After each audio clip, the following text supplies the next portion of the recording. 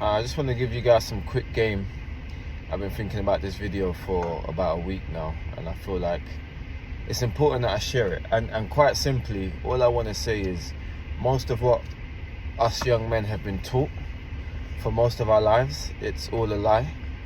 And what I mean by that is when you hear the phrase, the man is the head of the home, I think there's a misconception, especially in certain cultures, especially the African culture, where the head of the home, it's like a title that you hold, but it just means that you look like you are the most important person in the family, but you might not necessarily be doing the most for the family. And I think that's where the discrepancy is, that's where the issue is with that phrase.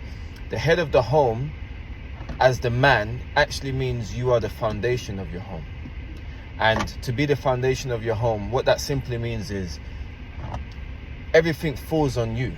You have a partner, a life partner in your wife, but everything falls on you. You are the provider.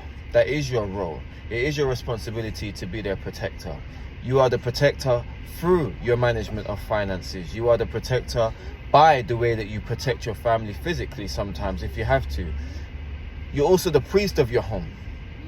And the reason why that's important is because if you look at the church, for instance, it's been dominated by women for so long. And I say dominating not in a derogatory way. I say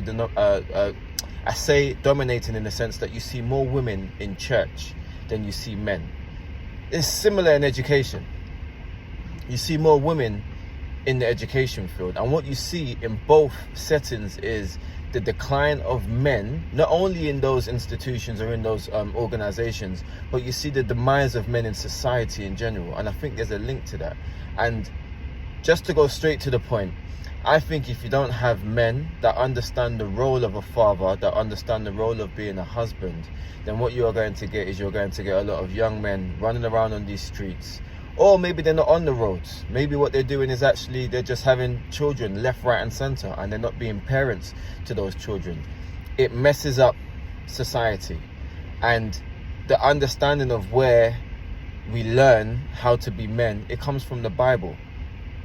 The father was something that was given by God. It's a title that's given to us by God because we are made in his image and God is a father. So all of the qualities and all of the ingredients, everything that God is, we are supposed to demonstrate that. So when you're an absent father, that's not being God. When you don't provide, that's not being God. When you are not the source of the provision for your family or the resource of that provision, you're not doing your duty. You're not doing what you're supposed to be doing. So I just want to flip that. I'm not talking to the men, by the way, who have been married for many years. Maybe you're doing the right thing. This isn't for you. I'm talking about for those men who are in their 20s and you're about to get married. One day you want to get married. Don't fall into the trap of believing that being the head of the home means that you just look good. Actually, there's sometimes you're going to eat last. Sometimes you're going to come home last because you're grinding and you're working to ensure that there's a roof over your family's head. So just want to give you guys some encouragement. Don't take on the responsibility of being a husband or being a father if you're not prepared to sacrifice, if you're not prepared to lose your life for that cause, because we don't need any more men that are just doing a half-hearted job in being fathers or being husbands and being the head of their home. I hope that makes sense. All right, take care.